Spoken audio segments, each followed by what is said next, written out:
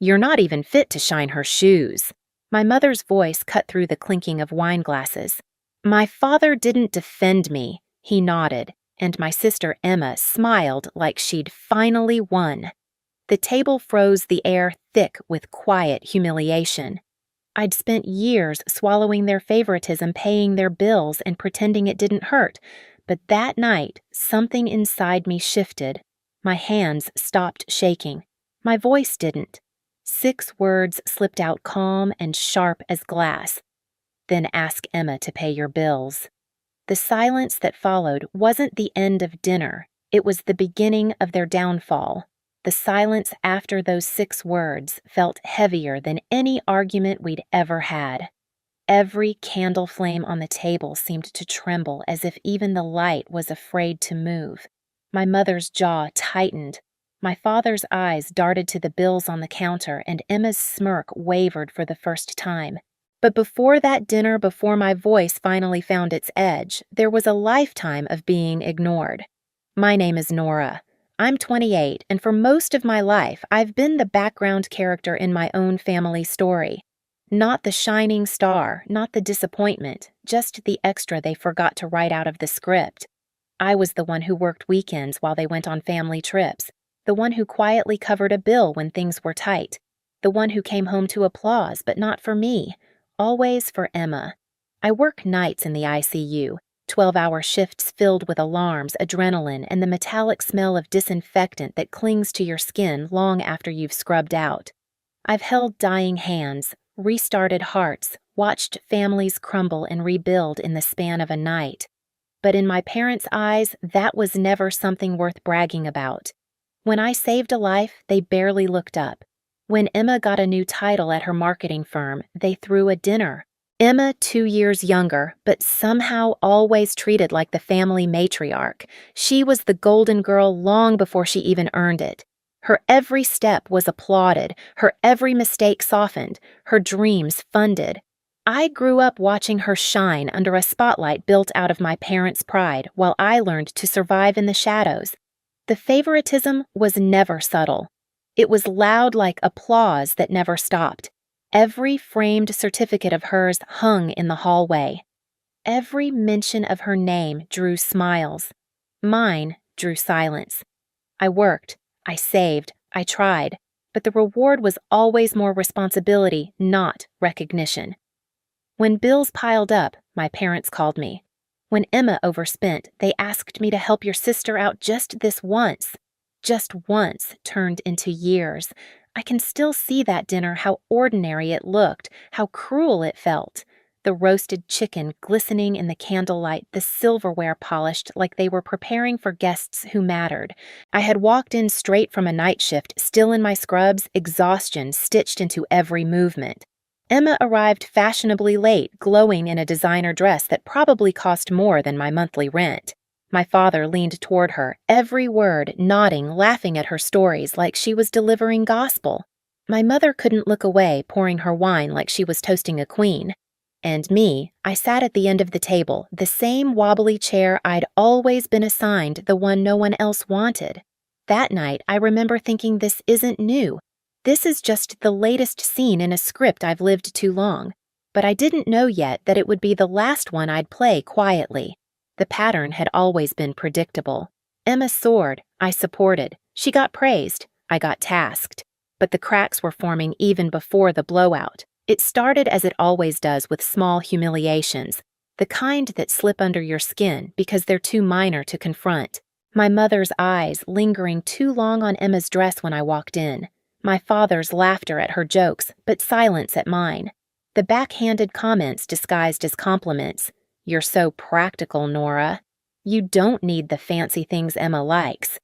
2 weeks after that dinner, I found out just how invisible I truly was. It was my lunch break at the hospital, fluorescent lights, stale coffee, the hum of vending machines filling the quiet. I was scrolling through Instagram when a photo stopped me cold. My parents, Emma, her boyfriend. Standing under palm trees, drinks in hand, grinning like a magazine ad. The caption read, "Family getaway." Just what we needed. For a second, I thought it was old, maybe from a past trip I'd forgotten. But the date said yesterday.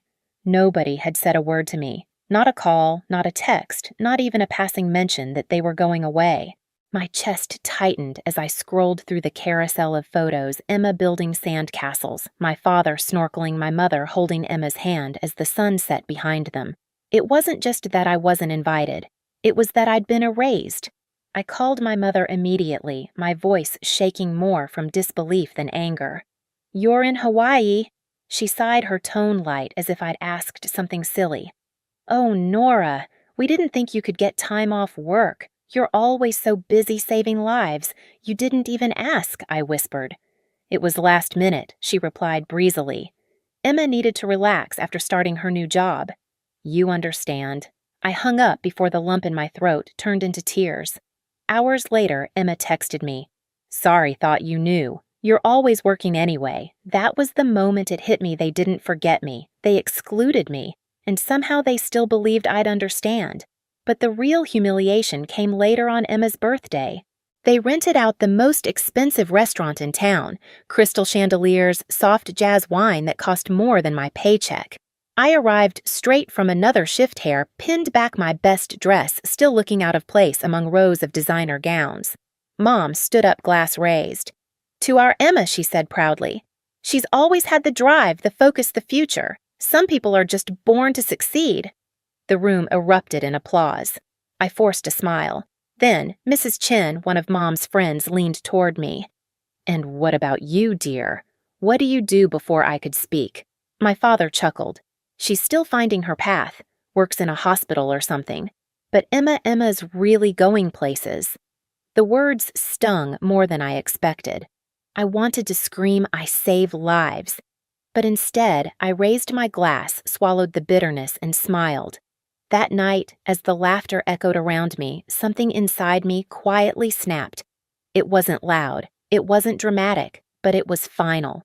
And that was the moment I realized this wasn't just favoritism anymore. It was warfare disguised as love. The birthday humiliation could have been the end of it. I could have swallowed the shame one more time, buried it beneath exhaustion and quiet acceptance. But life doesn't always let you stay numb. Sometimes it hands you the truth in plain sight and dares you to look. It happened a week later. I was helping my mother sort through a pile of bills at her kitchen table like I'd done dozens of times before. The blinds were half closed, sunlight slicing across stacks of envelopes. She passed them to me absent-mindedly. Utilities, credit cards, mortgage statements, talking about Emma's latest promotion while I tried not to flinch at every mention of her name. Then I saw it. A thick envelope with Emma Lawson printed neatly across the top. Student loan statement. I skimmed the pages once, twice. Then my eyes caught the red stamp at the bottom, paid in full. Every single one. At first I thought I'd misread it. I flipped through the other envelopes, 5 more, all with the same bold letters. Paid, cleared, gone. Nearly $45,000 wiped clean. My stomach turned. I flipped to the payment history. The account number looked familiar, too familiar. I grabbed one of my old deposit receipts from my wallet and lined them up side by side. The numbers matched. I froze. The money wasn't Emma's. It wasn't my parents'. It was mine. My voice trembled when I finally asked Mom, "Did you use my payments?" "The money I've been sending every month for the mortgage?" She didn't even look guilty. Her voice was calm, almost bored. "Emma needs to focus on her career, Nora. She shouldn't have to carry debt when she's building her future." My throat tightened. And me. I've been drowning in my own loans, picking up extra shifts, tutoring after hours. "You have stability," she interrupted as if that excused everything. "You're responsible. Emma's path is different. You can handle more." It took a second to realize I wasn't breathing. My hands were shaking so hard the papers rustled. "You took my money to pay her loans." My mother's tone sharpened, her patience thinning. "Don't be selfish, Nora. Everything we do is for the family. When Emma succeeds, we all benefit." That word selfish cut deeper than I expected. It was the word they'd always used to keep me in line, to make me small. That night, I sat in the break room at the hospital, long after my shift ended, the buzz of fluorescent lights filling the silence. My notepad lay open on the table, a list of figures scrawled across it. Numbers I couldn't unsee. That's when Jennifer, our charge nurse, dropped into the seat across from me. She didn't bother with sympathy, she never did. "You're bleeding yourself dry for people who don't even see you," she said quietly. "That's not family, that's exploitation." I handed her the notepad. "I've been sending them money for years, for the house, the bills, even Emma's tuition." She did the math faster than I could. 47,000, she said finally, her voice flat. "That's what they've taken from you." The number hit like a punch. All those shifts, all those nights I went home too tired to eat. My sacrifices had been rerouted to fund my sister's perfect little life. I remember staring at that total for a long time. It didn't make me cry. It made me still, because once you see a pattern clearly, you can't unsee it. That was the night I stopped being their safety net. The first missed payment went unnoticed for a week. Then the phone calls began. My mother called first, her tone sugary and brittle. "Sweetheart, I think there's been a mistake, the mortgage payment didn't go through." Then my father's voice followed, full of accusation. "You know this family depends on you. Don't you dare make us look irresponsible." Even Emma chimed in a few days later. Her voice sounded small, almost guilty.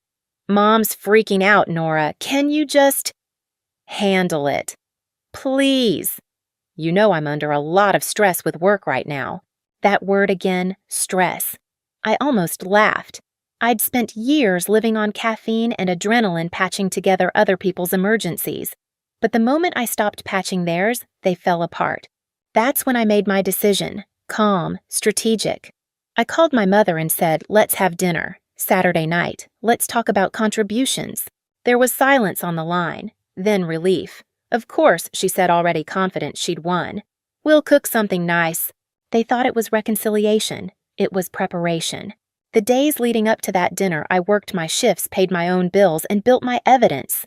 Every transaction, every receipt, every transfer I'd ever made into their account.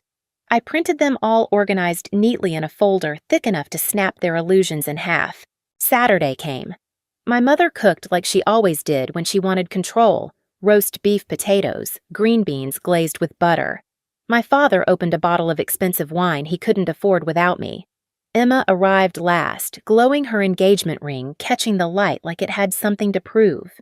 I sat down quietly, the folder beside me. My heart didn't race. My hands didn't shake. For once, I wasn't the nervous one. Dinner started the way it always did, forced laughter, small talk, a performance of family unity. My father eventually cleared his throat, signaling the discussion. "Nora," he began, voice firm but rehearsed. "We need to talk about responsibility. You can't just stop contributing because you're upset. This family relies on you." My mother leaned in, her tone sharp but sweet. "We all have to make sacrifices. Emma's at a crucial point in her career. When she succeeds, it lifts us all." Emma smiled faintly, as if her life depended on it. Then my mother said it, those same cruel words she'd thrown at me weeks before, except now they landed differently. "You'll never be as good as your sister." The table went quiet. Even the clock seemed to hesitate. I pushed my chair back slowly, steadying my hands on the table edge. "Then ask Emma to pay your bills." The words cut through the room like a scalpel. The wine glasses stopped midair. And in that silence, so sharp, so absolute, I knew the performance was over. The silence after my words stretched like a fault line. I could hear the faint ticking of the hallway clock, the hum of the refrigerator, even the soft crackle of candle wax melting down the wick. No one moved, not even Emma. I reached into my bag and pulled out the thick folder I'd been carrying for 2 weeks, the quiet weapon I'd built page by page. I placed it in the center of the table and opened it slowly. Paper whispered as I laid out the evidence transfers, bank statements, loan receipts, a mountain of truth in black and white. I've paid $47,000 into this family in the past 2 years. I said evenly. The mortgage, Emma's loans, her car, even her credit card debt. Emma blinked, stunned, her mouth parting like she was about to deny it until she saw her name printed across every page. Her voice broke first. "Mom? Dad? I didn't know. I thought you were helping me." Of course she didn't know. That was the point. They'd kept her polished and guiltless while I carried the weight for all of them. My father snatched a sheet, eyes darting over the numbers. His face turned red. "You're overreacting, Nora." This is family money. Family share. No, I said, quietly pushing another page toward him. Families communicate. Families ask. You didn't. You used me. My mother's jaw tightened. We only did what was necessary. Emma needed support, and I didn't. I cut in my voice, shaking now, but not from fear. I've been killing myself with night shifts sending you money every month, and you spent it like I was your personal bank. Her lips pressed into a thin, trembling line. You're being dramatic. I laughed softly, the kind of laugh that comes when something finally breaks inside you. No, Mom. I'm being accurate. The silence grew thick. Emma stared down at the documents like they were ashes of a fairy tale she'd believed all her life. My father slammed his palm against the table. We're your parents. We did everything for you girls. You should be grateful. That word again. Grateful. For being robbed. For being erased. For being the one who worked herself half to death while they toasted Emma's success. I looked at him and said, You wanted a successful daughter. You just refused to see that you already had one. My mother's eyes darted to Emma, searching for someone to back her up, but Emma's tears were real now. I didn't know it was your money, she whispered. I thought you were proud of me. I was, I said quietly, until I realized everything you stood on was built with my sacrifice. The weight of it hung there, every word, every receipt, every hidden truth finally dragged into the light. My father's shoulders sagged. My mother's fingers twitched at the edge of the table, desperate for control that wasn't coming back. You told me I'd never be good enough, I said, voice low but steady, that I wasn't even fit to shine her shoes. But the truth is, it was my money that kept your lights on, my hands that paid for her education, my effort that built this illusion of success you love so much. No one replied. There was nothing left to defend. I gathered the papers back into the folder, each page sliding into place with the crisp finality of a verdict. Then I looked at all three of them, my mother pale and furious, my father hollow, and Emma small and broken under the weight of truth. The mortgage stops now, I said. Emma can pay her own bills, and so can you. When I stood, my chair scraped the floor, echoing like a full stop on a sentence that had taken years to finish. As I walked toward the door, I heard my mother's sharp inhale, my father mutter something under his breath, and Emma whisper, Please, Nora, wait. But I didn't. Not this time. When the door closed behind me, it felt like the world exhaled with me. For once, the silence wasn't heavy. It was clean. I didn't go back. Not for Sunday dinners, not for birthdays, not even when Emma's name lit up my phone 3 days later with a shaky voicemail. Please, Nora, can we talk? I didn't delete it. I just didn't answer. 2 weeks later, I accepted a new position nurse practitioner at a hospital 3 hours away. $120,000 a year, my own apartment, my own life. The first space I'd ever had where no one used my worth against me. Meanwhile, back home, the house that once smelled like roast dinners and red wine was rotting from the inside out. Without my payments, the mortgage fell behind. My father called me once more, just once, but I didn't pick up. 6 months later, I heard from a neighbor that the house was gone, foreclosed. The empire of favoritism had crumbled. Emma's engagement collapsed too. Her fiancé left when he realized the lifestyle he'd fallen for wasn't hers to give. She called again, then crying this time, begging for help. I listened to the message once her sobs echoing through my car speakers and deleted it. Because I finally understood I was never the weak one. I was the foundation. And once I stepped away, the whole structure of lies fell under its own weight. I didn't need revenge. Watching them face the world without me was enough. In my new city, I built something real, friends who didn't measure my value by comparison, co-workers who said thank you, neighbors who noticed when I wasn't home. For the first time in my life, I wasn't invisible. And when I walked into my new hospital name tag clipped to my coat, the weight that used to sit on my chest every day was gone. Completely. Because peace, I learned, doesn't come from being loved. It comes from being free. Sometimes walking away is the loudest statement you'll ever make. If you've ever been the forgotten one, the overlooked sibling, the person who gave everything and got silence in return. Remember this: your worth isn't decided by anyone's applause. It's proven by how you rise when no one's watching. Tell me in the comments, have you ever had to choose between family loyalty and your own peace? And don't forget to subscribe. More stories like this are coming.